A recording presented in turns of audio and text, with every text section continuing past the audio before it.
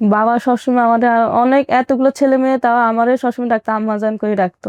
এখন ঈদ আর ঈদ মনে হয় না। নিজে মা হয়েছে তো এখন বুঝতে পারি যে কেরম মার কষ্টটা বুঝতে। এখন ও আমার মা বাবা থেকে নিয়ে আসে, কলেজে নিয়ে আসে।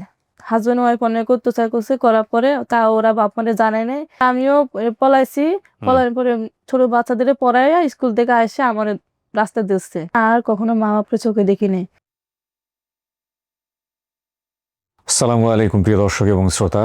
আল্লাহ সর্ব অবস্থায় আমাদের সবার মঙ্গল করুন। সবসময়ের মতো সেই দোয়া এবং প্রার্থনা করে শুরু করছি আপন ঠিকানার একটি বেসিক ভিডিও। যে বোনটি আজকে এখানে প্রথমবারের মতো এসেছেন তার পরিবার খোঁজার জন্য, তার কাছে যাওয়ার আগে আপনাদেরকে বলছি যে আপন ঠিকানা এসে যদি আপনি আপনার পরিবার খুঁজতে চান দয়া করে আমাদেরকে ফোন করবেন। আমাদের ফোন নাম্বারটা আপনারা স্ক্রিনে দেখতে পাচ্ছেন, এছাড়া আমাদের মেল অ্যাড্রেসও আপনারা স্ক্রিনে দেখতে পাচ্ছেন। কিন্তু একটা বিষয় এখানে লক্ষ্য রাখার মতো, অনেকবার বলেছি, নতুন করে আবারও বলা, যে ফোন করার পরে কিন্তু ফোন এখান থেকে কেউ রেসপন্স করবে না।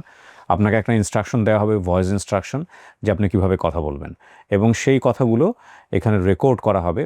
পরবর্তীতে ওই রেকর্ড শুনে আমরা আপনার সঙ্গে যোগাযোগ করব, এবং যে নাম্বারটি দিয়ে আপনি ফোন করবেন বা যে নাম্বারে আপনার সঙ্গে যোগাযোগ করলে পাওয়া যাবে সেই নাম্বারটি আপনি দয়া করে মুখে উচ্চারণ করলে আমাদের জন্য সুবিধা হবে। নাম কি আপনার? কাজল রেখা। কাজল রেখা। এটা কি বাপ মায়ের দেয়া নাম? জি।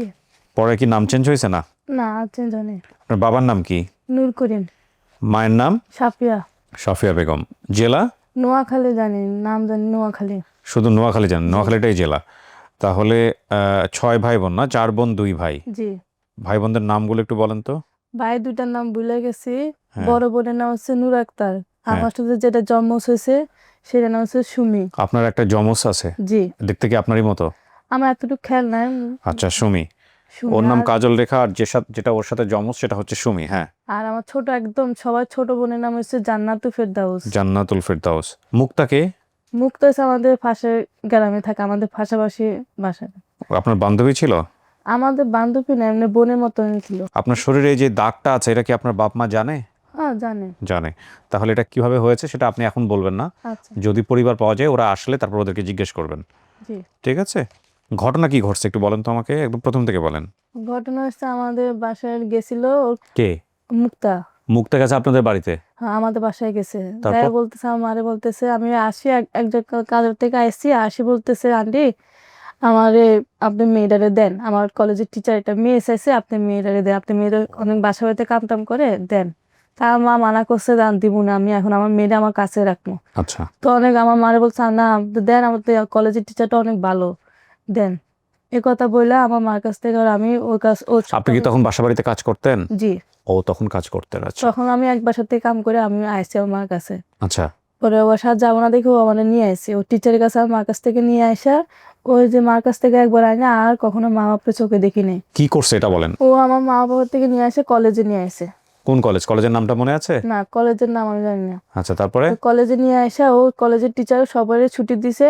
হ্যাঁ। ছুটি দেওয়ার পর ও বাসায় চলে এসে আমার ওর স্যারে ওর বাসায় নিয়ে গেছে, স্যারের বাসায় নিয়ে গেছে। আচ্ছা, এটা কি স্যার ছিল নাকি ম্যাডাম ছিল? স্যার ছিল। স্যার। আচ্ছা। তো আমি এরকম অনেক মারধর করতো, মারধর হ্যাঁ। করতে ওর আমি ভয় একবার পালাই গেছি। আচ্ছা। পালাই গেছি দেখি ওর স্যারের ওয়াইফও ছিল, ছোট ছোট বাচ্চাদের পড়াইতো, ইয়া ছিল, মাস্টার ছিল। হ্যাঁ। পরে আমিও পলাইছি। পলানোর পরে ছোট বাচ্চাদের পড়াইয়া স্কুল থেকে আসে আমার রাস্তা দিচ্ছে। দইরা আমার বাসায় আমি অনেক হাজবেন্ড ওয়াইফ অনেক অত্যাচার করছে, করার পরে তা ওরা বাপ মারে জানায় নাই যে আপনাদের কাজল হারাই, আপনাদের কাজল বাসা থেকে বার হয়ে গেছে, আপনারা আসে নিয়ে যান, আমি আপনাদের মেয়েদের রাখবো না। ওইটা না বলে ওরা রাইখা দিছে। রাইখা অনেক মারধর করার পরে পরে আমি সুযোগ পাইয়া আবার পলাইছি। আচ্ছা। আবার পলানোর পরে একটা রিক্সাওয়ালার কাছে গেছি যে ভাইয়া আমার বাপমার কাছে নিয়ে যান, আমি আমার বাপার কাছে যাবো। পরে রিক্সাওয়ালাটা বলে কি, আমি তোমার একটা কামে যাবো, আমি কিনা আমি কামের থেকে আছি, আমি কামে যাবো না, আমার বাপমার কাছে নিয়ে যাবো। পরে রিক্সাওয়ালা তো বাপমার ঠিকানা জানতো না, পরে বলে কামে একটা নিয়ে আসে। কোথায় নিয়ে আসছে? কামে নিয়ে আসে, একটা বাসা বাড়িতে নিয়ে আসে। আরেকটা বাসায় দিছে কাজে? জি। আচ্ছা। আরেকটা বাসাতে দিছে, দেওয়ার পরে ওখানে ঢাকা ধানমন্ডি আমাদের নিয়ে আসে। আপনার এই ঘটনাগুলো কি সব ঢাকার মধ্যে ঘটছে নাকি ঢাকার বাইরে? ঢাকার বাইরে, মানে রিক্সাওয়ালাতে আমার মামা যে যে আমার বড় করছে, ওনারা আমি মামা ডাকি। মামা চাচির বোনের কাছে রিক্সাওয়ালাটা দিছে। মামার বোনের চাচির বোনের কাছে দিয়া মামার চাচি যাইয়া মা বোনের কাছ থেকে নিয়ে আসে আয়না। এরপরে মামা আবার ঢাকা যাইয়া মামার বাড়ির থেকে আমার ঢাকা নিয়ে আসে। ও, তাহলে মামা আপনার ঢাকা নিয়ে আসে? জি। তো মামা আপনাকে কোথা থেকে ঢাকায় নিয়ে আসছে? মামার দেশের থেকে, মামার দেশের বাড়িও নোয়াখালী। আচ্ছা, তার মানে এটা নোয়াখালীরই ঘটনা, কারণ ওর সাথে যে ঘটনাগুলো ঘটতেছে সেটা নোয়াখালীর ভেতরের ঘটনা। এখন নোয়াখালীর কোন কলেজের টিচার, কোথায় কি অবস্থা, যে কলেজে আপনাকে নিয়ে আসছে আপনার বাড়ি থেকে, কলেজ কত দূর ছিল?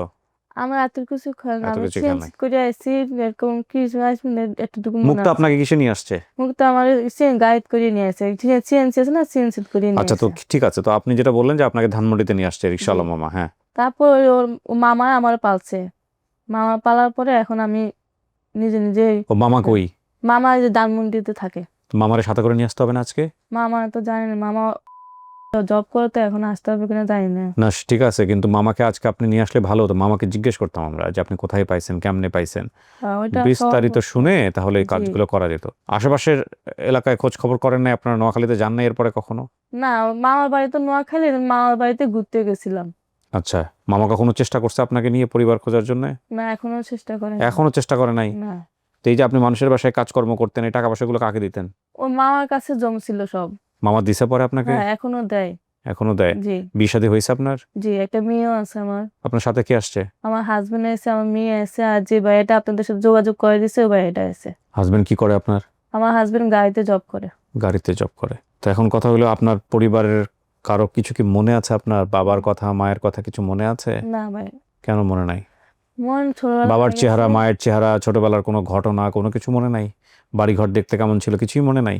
না, মনে নেই। বাড়ি ঘরের দেখতে মনে আছে, দুই পাশে আমার জেঠির বাড়ি আর লম্বাতে আমাদের বাড়ি। বাবা কি করতো আপনার? বাবা ইটে কাজ করতো। ইটের ভাটাতে কাজ জি। করতো। তো আপনাকে যে মানুষের বাসায় কাজে দিছিল, আপনি তো অনেক ছোটবেলায় তার মানে কাজে গেছেন। জি। এই যে আপনার এই মুক্তা নিয়ে আসার আগে কি ধরনের বাসায় কাজ করতেন, কার বাসায় কাজ করতেন? ওই রকম ঢাকায় ছিলাম। কোন ঢাকা ছিলাম এটা খেয়াল নেই। তাহলে আপনি মানুষের বাসায় আগেই আপনাকে দিয়েছে। জি। এই অনুষ্ঠানে খোঁজ পেলেন কেমনে? খোঁজ পেলাম, আমার ভাইয়া আছে, আমি তো জানতাম না, আমি শুনছি আপনাদের অনেকজনের কথা। হুম। তো শুনে আমি চিনি না দেখি, ফোন টোন চালাই না দেখি, ওরা ভাইয়া বলছি ভাই আমি এরকম হারাই গেছি, ভাইয়া বলে কি আপন ঠিকানা যোগাযোগ করো, দেখো আল্লাহ তোমার তো যদি পাইতে পারবা, সব বিস্তারিত সবকিছু বলবা, বলার পরে দেখো আল্লাহ যদি পাও। বাপ মায়ের কথা মনে পড়ে আপনার? বাপ মায়ের জন্য কষ্ট লাগে? অবশ্যই কষ্ট লাগে। হ্যাঁ। ঈদ আসতেছে, ঈদে আমার বাপ মা অনেক অনেক ইয়ে করতো, সব ভাই বোনের জন্য একই কালারের জামা বানাইতো, একই লাল কালারের সব ভাই বোন আমরা পরতাম, বোনটা সব লাল কালারের জামা পরতাম, এগুলো খুব মনে পড়ে। এখন ঈদ আর ঈদ মনে হয় না। বাবা সবসময় আমাদের অনেক এতগুলো ছেলে মেয়ে, তাও আমারে সবসময় ডাকতো আম্মাজান করে ডাকতো। আপনাকে আম্মাজান বলে জি, ডাকতো? আমারে কখনো মারলে টারলো কখনো বুকে টানে নিত বাবা। সব ছেলে মেয়ে থেকে আমারও বেশি ভালোবাসতো। বাবা মা তার সন্তানের কাছ থেকে আসলে মোটা দাগে কি চায়, যদি এইটা মানে বলি আমরা, মানে সব বাবা মাই চায় তার সন্তান ভালো থাকুক, এমন একটা জায়গাতে যাক যে জায়গায় গেলে তার জন্য একটা প্রাউড ফিল হবে। এটা একটা, এটাও যদি সব বাবা মা, সব সন্তান যদি অ্যাচিভ করতে না পারে, তাহলে বাবা মা অন্তত একটা রিকগনিশন বোধ হয় চায়। সেটা হচ্ছে এই যে আমি তোমার জন্য এত কষ্ট করছি, তোমাকে এত কষ্ট করে বড় করছি, এত এত শ্রম দিচ্ছি তোমার পেছনে, অ্যাটলিস্ট তুমি বড় হয়ে এটার প্রতি গ্রেটফুল থাকবা। ঠিক আছে? ফ্যাক্ট হচ্ছে আমরা সন্তানরা অনেক সময় এটা বুঝি যে আমাদের বাপ মা আমাদের জন্য কতটুকু কষ্ট করেছে, কিন্তু আমরা ওই গ্রেটফুল অ্যাটিটিউডটা দেখাই না, আবার অনেক সময় বুঝিও না। দেখেন, খুব সিম্পল একটা চাওয়া, কিন্তু এই সিম্পল একটা চাওয়ার জন্যে মানুষ কতটা কষ্ট করে, বাবা মা কতটা কষ্ট করে। সব বাবা মাই বাবা মা না, ডেফিনেটলি না, পেটে ধরলেই মা হওয়া যায় না, এটা অফকোর্স, এটা আপনারাও অনেকেই জানেন। আবার পৃথিবীতে সন্তান এনেও বাবা হওয়া যায় না, এখানে দায়িত্ববোধ অনেক বড় একটা ব্যাপার।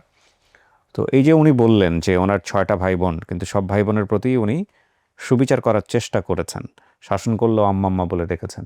ওই যে ওর একটা বোধ তৈরি হয়েছে এই বয়সে এসে, যে এতগুলো ছেলে মেয়ে, যে কারণে হয়তো বাবার কাছে রাখতে পারে নাই।